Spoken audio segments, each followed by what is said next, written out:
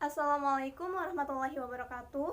Perkenalkan, kami dari kelompok 7 yang beranggotakan Amalia, Amalia Febriana, Dina Fauziah, Kamelia, dan Shivana. Di sini kami akan mempresentasikan terkait proses transport sedimen di wilayah perairan. Sebelum masuk ke topik pembahasan yang lebih dalam, alangkah lebih baiknya kita mengetahui terlebih dahulu apa itu sedimen. Sedimen atau sedimentasi adalah proses pengendapan material hasil erosi di tempat tertentu. Bahan yang terendap disebabkan oleh beberapa faktor, bisa karena terbawa oleh angin, aliran air, atau gletser. Kemudian, bahan atau material yang mengendap tersebut akan menyatu lalu membentuk jenis batuan batu baru yang disebut dengan batuan sedimen.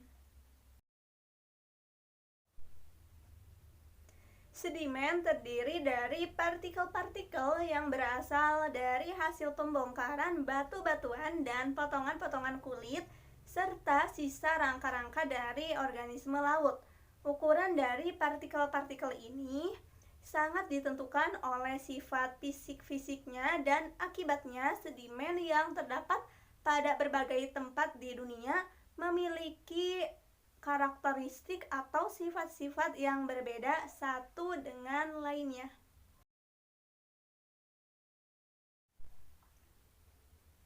Salah satu sifat dari sedimen ialah sedimen kohesif yang berupa lumpur dan lempung. Pada umumnya, sedimen yang berada di daerah pantai yang mencakup perairan pantai, muara, sungai, estuaria, dan teluk adalah sedimen kohesif dengan diameter butiran yang sangat kecil, yaitu dalam beberapa mikron. Saya Shivana Rahma akan menjelaskan berdasarkan lokasi pengendapan. Di sini terbagi menjadi 5 kelompok. Yang pertama ada sedimen teriris, yaitu sedimen yang terjadi di daratan atau di dataran banjir. Selanjutnya ada sedimen fluvial yang terjadi di dasar sungai dan bisa menyebabkan terjadinya pendangkalan sungai. Selanjutnya ada juga sedimen linis, yaitu sedimen yang terjadi di daerah rawa-rawa. Ada juga sedimen marin, yaitu sedimen yang terjadi pada laut atau terjadi di laut. Dan yang terakhir ada sedimen lacustris, yaitu sedimen yang terjadi di dasar danau. Pada slide selanjutnya saya akan menjelaskan tentang transport sedimen. Transport sedimen ini memiliki artian yaitu pergerakan partikel padat. Transport sedimen juga terjadi dalam sistem alam di mana partikelnya adalah batuan klastik, yaitu diantaranya pasir, kerikil, bongkahan batu, lumpur, dan tanah liat. Cairannya yaitu air, es, dan gaya gravitasi yang bekerja untuk menggerakkan partikel-partikel di sepanjang permukaan miring tempat mereka bertumpuk. Transport sedimen ini mengakibatkan gerakan fluida yang terjadi di sungai, lautan, danau, dan badan air lainnya karena arus dan kondisi pasang surut. Transport sedimen juga disebabkan oleh gletser yang mengalir dan permukaan daratan di bawah pengaruh. Slide selanjutnya yaitu tipe sedimen yang mengandung kalsium. Terdapat 2 tipe sedimen yang mengandung kalsium. Yang pertama, Globigerina ous, salah satu organisme bersel tunggal dikenal sebagai foraminifera. Kulitnya mengandung kalsium karbonat, kulit yang biasa dikenal sebagai kalkit. Yang kedua ada Pteropod ous, golongan moluska yang bersifat sebagai plankton. Tubuh mereka mempunyai kulit yang mengandung zat kapur kalsium karbonat yang dapat dihancurkan. Slide selanjutnya yaitu tipe sedimen yang mengandung silika. Terdapat 3 tipe sedimen yang mengandung silika. Yang pertama ada diatom ous, adalah golongan tumbuhan bersel satu dengan kulit mengandung silika. Yang kedua ada Radiolaria ous, adalah golongan protozoa bersel satu. Yang ketiga ada tanah liat merah ous, mengandung silika yang tinggi. Di atas ada gambar contoh tipe sedimen yang mengandung silika, dapat dilihat. Lalu slide selanjutnya, ukuran sedimen dicirikan atau dikarakteristikan menurut sifat-sifat alami antara lain ukuran butir atau grain size, densitas, kecepatan jatuh, komposisi, porositas, dan bentuk.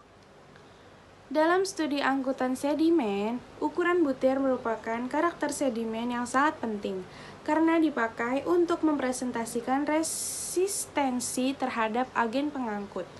Berdasarkan ukuran partikel sedimen, para ahli geologi mengklasifikasikan sedimen dengan menggunakan dua jenis skala, yaitu Wentworth-Uden dan skala Afnor. Selanjutnya mengenai ukuran sedimen. Ukuran sedimen dicirikan atau dikarakterisasikan menurut sifat-sifat alami, antara lain ukuran butir, grain size, densitas, kecepatan jatuh, komposisi, porositas, dan bentuk. Dalam studi angkutan sedimen, ukuran butir merupakan karakter sedimen yang sangat penting karena dipakai untuk mempresentasikan resistensi terhadap agen pengangkut. Berdasarkan ukuran partikel sedimen, para ahli geologi mengklasifikasikan sedimen dengan menggunakan dua jenis skala, yaitu Wentworth-Uden dan skala Afnor. Butiran yang berukuran besar akan mengendap pada daerah yang dekat dengan tempat pertama kali sedimen tersebut masuk ke laut. Nah, sedangkan butiran yang berukuran kecil bisa ditransportasikan lebih jauh. Misalnya untuk jarak 4 km, sedimen dengan ukuran debu akan mengendap membutuhkan waktu kurang lebih 185 hari. Secara teoritis, partikel berukuran debu bisa ditransportasikan di seluruh samudra dan akan mengendap sampai ke dasar setelah 50 tahun. Yang selanjutnya yaitu proses terjadinya transport sedimen di wilayah pantai. Proses transport sedimen terjadi karena adanya inputan debit dari sungai dari pasang surut. Dari proses ini, sedimen akan mengalir dan terbawa arus perairan yang sesuai dengan keadaan atau kondisi lingkungan perairan.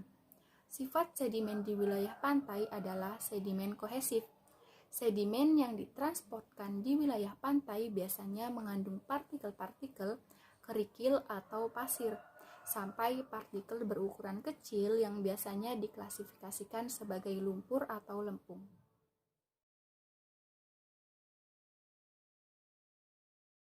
Selanjutnya yaitu sedimen kohersif.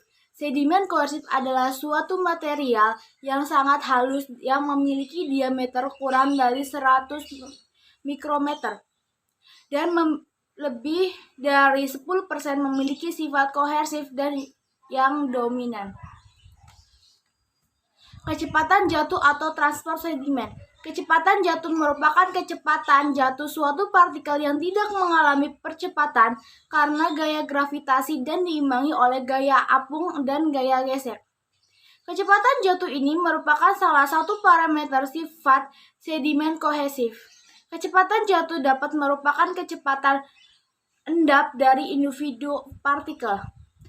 Kumpulan partikel atau vlog yang terbentuk oleh gaya ikat antar partikel ataupun kumpulan partikel dengan order yang lebih tinggi. Faktor yang mempengaruhi kecepatan jatuh sedimen.